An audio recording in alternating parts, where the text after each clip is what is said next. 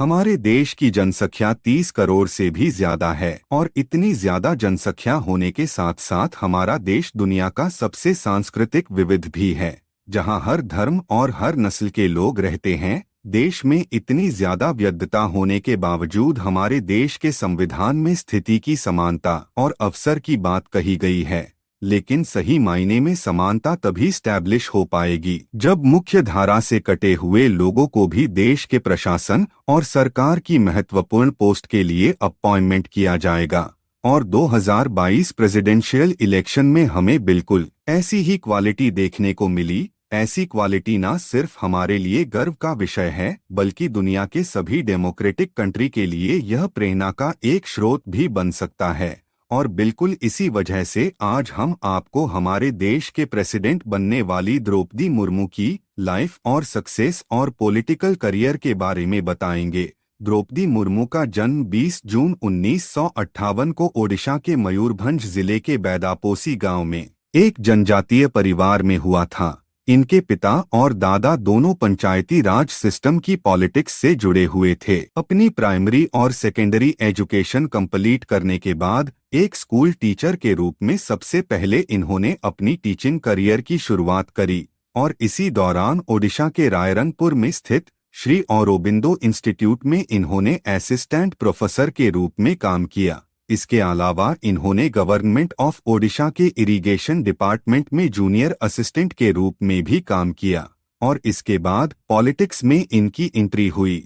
1997 में इन्होंने भारतीय जनता पार्टी को ज्वाइन किया और रायरंगपुर नगर पंचायत से काउंसलर के पोस्ट के लिए इलेक्शन लड़ी, जहां से इन्हें सिलेक्ट भी कर दिया गया और अगले 2 सालों तक मुर्मू ने उसी पंचायत की चेयरपर्सन के रूप में जिम्मेदारी संभाली। पॉलिटिक्स में इनके एक्टिवनेस को देखते हुए इन्हें बीजेपी की अनुसूचित जनजातीय मोर्चा का नेशनल वॉइस प्रेसिडेंट बना दिया गया। साल 2000 के ओडिशा असेंबली इलेक्शन में एमएलए के पद के लिए खड़े होकर अपने पॉलिटिकल करियर को एक कदम और आगे बढ़ाया और रायरंगपुर असेंबली कॉन्स्टिट्यूएंसी से एमएलए के रूप में इन्हें सिलेक्ट कर दिया गया। मार्च 2000 से 2002 के बीच इन्हें कॉमर्स एंड ट्रांसपोर्ट डिपार्टमेंट के मिनिस्टर की जिम्मेदारी भी सौंपी गई और 2002 के बाद से इन्होंने मिनिस्ट्री ऑफ फिशरीज और एनिमल रिसोर्सेज डेवलपमेंट डिपार्टमेंट को भी संभाला।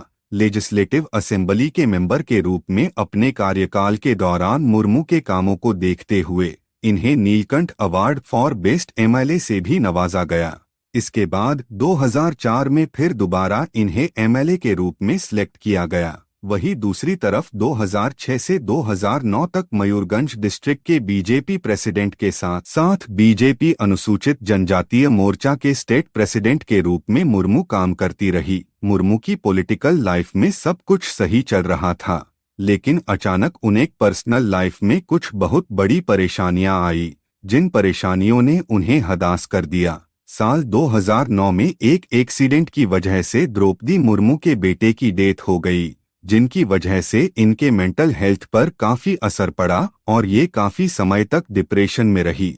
इसी के कुछ समय बाद साल 2013 में इन्होंने अपने दूसरे बेटे को खो दिया और कुछ ही महीनों बाद इनके हस्बैंड की भी मृत्यु हो गई। इन घटनाओं के बाद किसी के लिए भी डिप्रेशन में जाना स्वाभाविक है। द्रौपदी के अनुसार अपने इस डिप्रेशन मेंटल जोन से बाहर निकलने के लिए वो ब्रह्मा कुमारी संस्था से जुड़ी, जिससे इन्हें काफी मदद मिली और इस स्थिति से बाहर निकलने के बाद इन्होंने जनता की सेवा करने की अपने लक्ष्य पर दोबारा काम करना शुरू किया और 18 मई 2015 को द्रौपदी ने झारखंड की गवर्नर के रूप में शपथ ली। द्रौपदी का ये शपथ न सिर्फ इनके समाज के लिए गर्व का विषय था, बल्कि ये ओडिशा के पूरे जनजातीय समाज के लिए भी गर्व का विषय था, क्योंकि द्रौपदी मुर्मू ओडिशा की पहली महिला जनजातीय थी जिन्हें गवर्नर के रूप में अपॉइंटमेंट किया गया था। इसके साथ ही मुर्मू झारखंड के गवर्नर के रूप में जिम्मेदारी संभालने वाली भी पहली महिला थी। इस तरीके से गवर्नर के रूप में इनका शपथ लेना महिलाओं के लिए भी गर्व का विषय बना। 5 साल के टर्म के लिए गवर्नर बनने के बाद मुर्मू ने अपने इस टर्म को पूरा किया। अपने कार्यकाल के दौरान द्रौपदी ने कई ऐसे बिल्स को रिफ्यूज भी किया जिसे झारखंड विधानसभा में अप्रूवल मिल चुका था।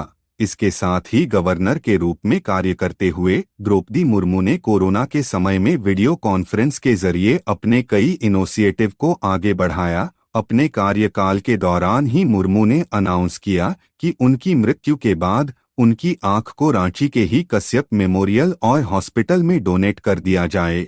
और फिर द्रौपदी मुर्मू की डिप्लोमेटिक वर्क एथिक्स और विशनरी गोल्स को देखते हुए इन्हें प्रेसिडेंट ऑफ इंडिया 2022 के इलेक्शन के लिए एनडीए की ओर से नॉमिनेट किया गया। मतलब अब ये कहने में कोई शक नहीं था कि द्रौपदी मुर्मू हमारे देश के अगली प्रेसिडेंट होंगी और देश के सबसे बड़े पद की जिम्मेदारी संभालने वाली वो पहली जनजातीय महिला भी होंगी। खैर, इससे पहले भी 2012 के प्रेसिडेंटल इलेक्शन में अनुसूचित जनजातीय कम्युनिटी से ही बिलोंग करने वाले पुरनो अगितोक संगमा को प्रेसिडेंट पद के लिए नॉमिनेट किया गया था, लेकिन उनका नॉमिनेशन सत्ताधारी पक्ष की तरफ से नहीं था, इसलिए उन्हें हार का सामना करना पड़ा। द्रौपदी मुर्मू का भारत के प्रेसिडेंट के रूप में सिलेक्ट किया जाना भारत में मौजूद समानता की व्यवस्था का अब तक का सबसे बड़ा सबूत है। देश के सबसे बड़े पद तक जनजातीय कम्युनिटी की एक महिला का पहुंचना न सिर्फ जनजातीय कम्युनिटी को बल्कि महिलाओं को भी स्ट्रगल के इस दौर से गुजरने के लिए प्रेरित करेगा।